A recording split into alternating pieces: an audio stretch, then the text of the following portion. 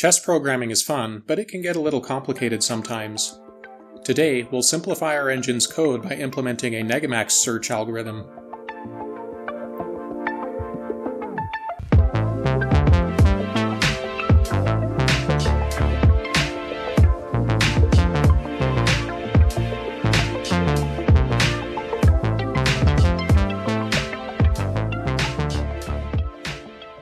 Hello everyone, my name is Mike and you're watching Polymath Unlimited. In this series we are programming a chess engine from scratch in C++. Last time we added alpha-beta pruning to our minimax search, which drastically reduced the number of nodes the engine needs to search, resulting in a massive increase in performance.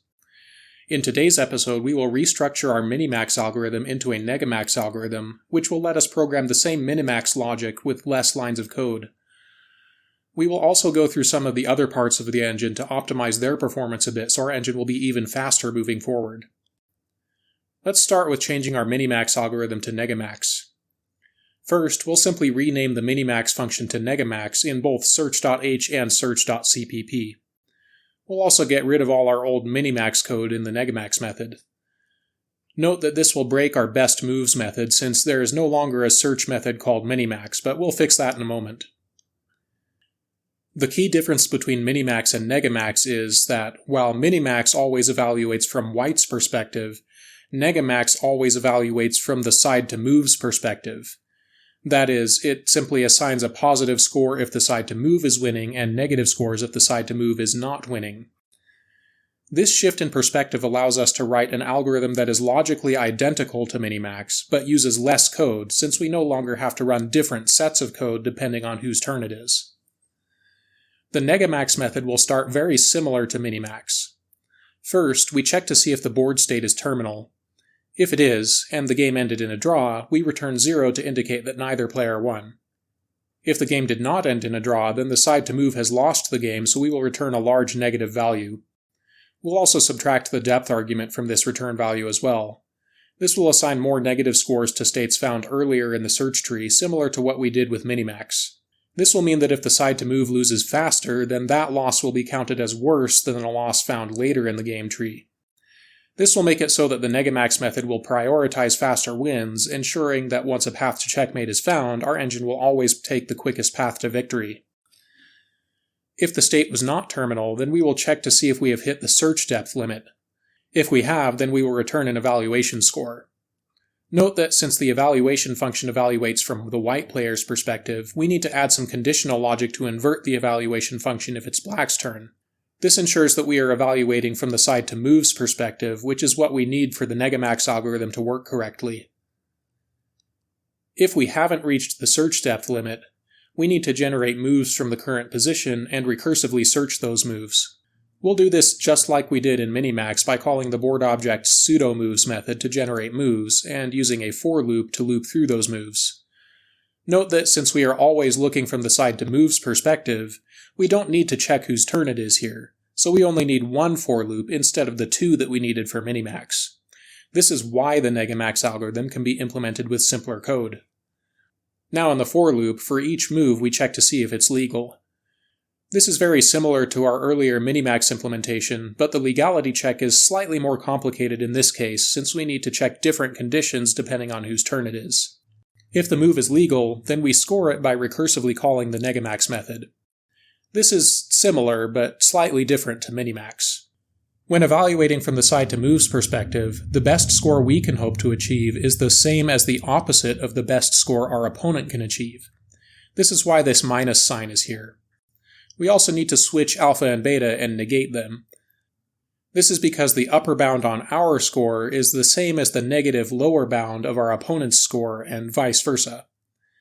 Once we have a move's score, we'll check to see if it's greater than alpha, and if it is, then we'll increase alpha accordingly. Then we'll do alpha-beta pruning just like we did in minimax by breaking out of the loop if alpha is greater than or equal to beta. Once we've finished the for loop, this means that we've either searched all moves from this position or the position was pruned by the alpha-beta pruning condition. So we will simply return alpha since that will represent the best score found in this position. Now that we have a working Negamax algorithm, let's update our best move method to use it instead of minimax, which no longer exists in our program.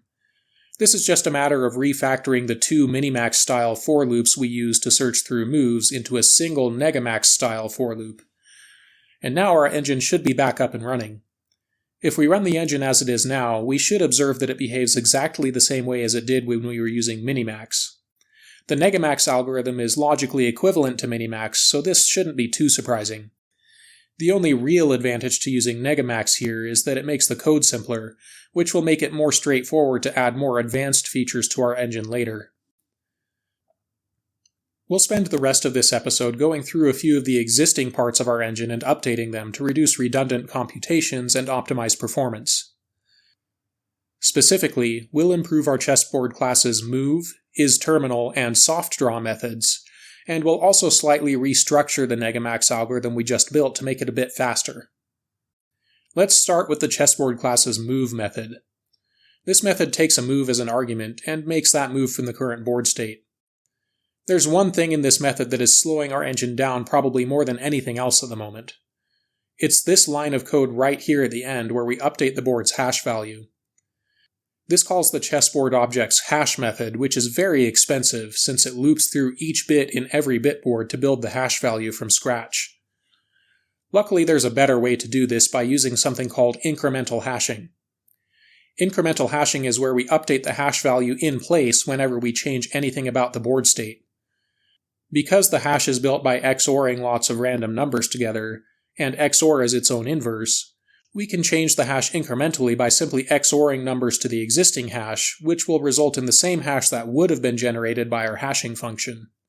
This is a bit more complicated to get working correctly than our current approach, which is why I put off doing this for this long. However, restructuring this will give a noticeable speed increase to our engine, as we'll see in a moment. First, we'll get rid of the line in our move method which regenerates the hash, and replace it with a temporary block of code that checks to see if the current hash is the same as the one that would be generated by the hashing function. If it's not, we'll print an error message to the console to let us know the hash was not correctly updated. If we run the program now, we should see the hash error message get spammed to the console since the move method is no longer updating hash values. Now let's go through both the hashing function and the move method, and make it so that anytime the move method changes the board state, it updates the hash accordingly. Let's start by commenting out everything in the hash function except the for loop that generates the hash based on piece positions. As we add incremental hash features to the move method, we'll progressively uncomment these other parts of the hash function so we can test each of them individually. Now in the move method, when we move a piece, we also need to XOR the board's hash value with the random numbers associated with that piece on both the initial square and the destination square of the move. This will update the hash to reflect the fact that we have moved that piece. Similarly, when we capture a piece, we need to update the hash by XORing the hash with a random number associated with the captured piece on the square it was on. We'll also update the code for en passant captures and castling moves in a similar fashion.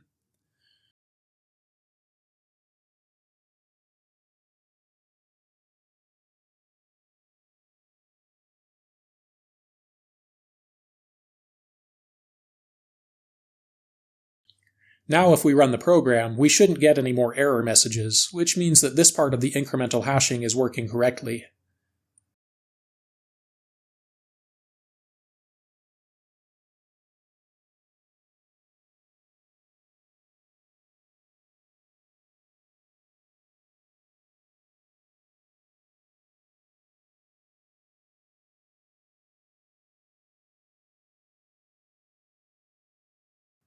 Next, we'll uncomment the part of the hash function that incorporates en passant targets into the hash. Then we need to update the part of the move function that sets the en passant target to update the hash value accordingly. If we've done everything correctly, we should see no error messages when we run the program.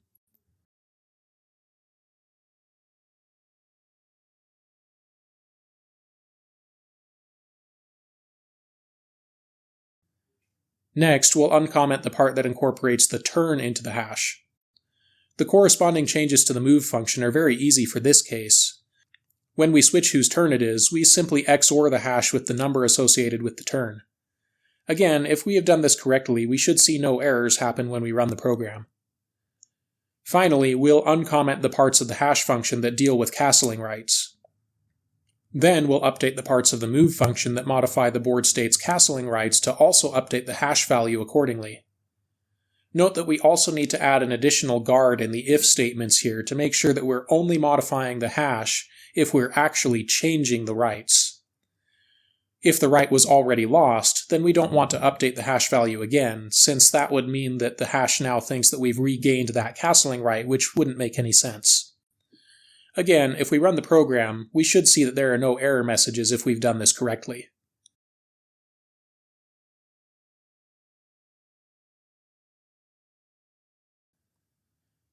Now we can get rid of the part of the move function that checked our current hash against the hash generator. Before you do this though, it's important that you check to make sure the engine has been run in a wide variety of positions first. Small errors in incremental hashing may go unnoticed if you only test in a few positions, so it's important that we verify now that hashing has been implemented correctly, since small errors here could cause catastrophic failures later when we implement more advanced features in our engine which rely on hash values being correct. Once this has been done, if we run the engine, we should see that it is noticeably faster than before. Not a massive 100 times speed improvement like we had with alpha-beta pruning, but hey, faster is faster. Now let's turn our attention to the isTerminal method. This method, as it is now, is fairly inefficient because it's calling pseudo moves. This means that it is generating all moves from the position, then disregarding most of them when it checks to see if any are legal. This wastes a lot of effort. We'll change this function so it only generates moves until it finds a legal one. We'll copy the code we wrote for the pseudo moves function and paste it into the isTerminal function where we would call pseudo moves, and modify the code to do what we want in isTerminal. Let's examine the code that generates white pawn moves specifically. Instead of generating a move and optional promotions like we would in pseudo moves and adding them to a list, we'll just check to see if the move that we would have added to the move list is illegal. If it's not, then we will return 0 since the state is not terminal since there's at least one legal move. Note that we don't have to worry about promotions here, since if pushing a pawn to the back rank doesn't result in our side getting placed in check, then all promotions are legal, so there's at least one legal move, so we don't need to go through and check all promotions individually. We'll go through all of the rest of the move generation code and implement similar changes. Note that when we get to king moves, we don't need to worry about castling, since if a king can castle, it can also always move one square towards the castling rook without castling, since a king can't castle through check. So castling can never be the only legal king move, so we don't need to check it explicitly. The sum result of all of these changes is that now, our isTerminal method is no longer generating every single move and then checking those moves for legality. Instead, it is only generating moves until it finds one that is legal. After that, it doesn't need to generate any more since we already know the state is not terminal. Running the program now, we should see another moderate speed increase compared to where we were before. One thing we may notice though is that our engine's nodes per second always seems to consistently decrease as the game progresses. One big reason for this is the soft draw method, specifically when we are checking draws for repetition. Currently, we are searching through every hash value in the state stack and comparing it with the current hash. This means that detecting draws by repetition becomes increasingly expensive as the game goes on, because there are more previous states to check through. It turns out that this is unnecessary, though. One simple thing we can do to speed this up is to search only every other hash entry. This works because a hash for a board state during white's turn should never be the same as a hash for a state during black's turn. So if it's white's turn, we can skip over all the hashes that were recorded during black's turn, and vice versa. We can do this by modifying the for loop indexing variable to initialize to the stack index -2 instead of -1, and decrementing the index by 2 instead of 1 on each loop. There's another observation that we can make here that will help even more though. If a move is a capture or a pawn push, then any state before that move must be different than any other state after that move. This is because pawn pushes and captures are irreversible and cannot be undone. Conveniently, we already have a feature in our board state struct that keeps track of this for the 50 move rule. So instead of searching the entire state stack by looping until we've reached the bottom, We can instead only search up to the last irreversible move by searching until I has reached the state stack minus the half move counter used for the 50 move rule. Running the program now, we should see that the engine's speed remains much more constant without dropping off as dramatically as it did before. With the chessboard class optimized, let's try to squeeze a little more performance out of our Negamax search. In every node of the search, we are calling the isTerminal method to check for terminal states. Our new isTerminal method is much faster than it was before, but it's still wasteful to call it when it's not necessary to do so. Let's get rid of this check at the beginning of the Negamax method and see if there's a better way to check for terminal states instead. Let's consider what we're doing in the Negamax function. We're generating moves and then searching those moves by checking for legality and then recursively calling the Negamax function. The key here is that we are checking the moves we generated for legality in the Negamax search itself. So if at least one of the moves we check is legal, then we know the state's not terminal. Let's add a boolean called terminal just before we start looping through moves, initialized to true. Then in our search loop, if any move we try is legal, then we'll update terminal to be false. Then once our loop is finished, we simply check to see if we found any legal moves by checking the terminal variable. If it's still true, then the state is terminal, and if the side to move is in check, then the state is a checkmate. Otherwise it's a draw. This mostly works, but there's still two major issues we need to sort out. Firstly, this method does not detect all draw cases. For example, draws by repetition won't get detected this way. So before we generate moves, we'll check for draws by calling the soft draw method. Secondly, if we've reached the depth limit, then we aren't checking through moves since we are just returning an evaluation score before moves are even generated. So if we've reached the depth limit, we do need to check to see if the state's terminal before we return the evaluation score. The observant among you may have noticed another potential issue. What about alpha-beta pruning? If we prune before we've searched all the moves, doesn't that mean we haven't checked all moves for legality? Could we accidentally classify a non-terminal state as terminal by doing this? Well, the answer is actually no. Because of the way alpha-beta pruning works, the Negamax method would never really get called with alpha already being greater than or equal to beta.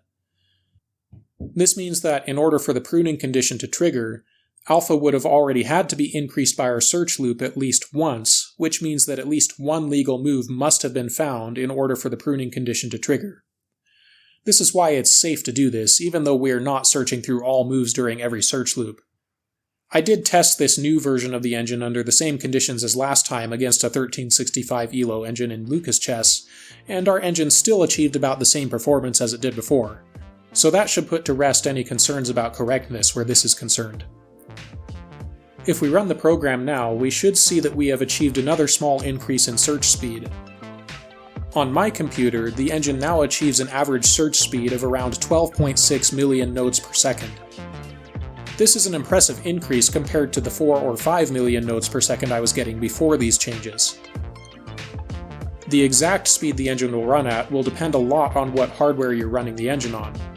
Faster systems will naturally run the engine faster, so your mileage may vary. But if you implement the changes we made in this episode, you should still see a noticeable speed increase compared to what you had before. This just goes to show that it's always worth going back and re-examining code you wrote at earlier stages of a project. It's a good way to find little ways to improve things. And a bunch of small improvements can compound together to make a big impact. As usual, the code for this episode can be found on my GitHub. The link to that is in the description. Next time, we'll continue making improvements to the engine to make it even faster and better than it is now. Make sure you subscribe to my channel so you don't miss out. Have any ideas for features you want to see me add to this engine? Let me know down in the comments. Thank you for watching. Thanks to all of my subscribers, and I will see you next time.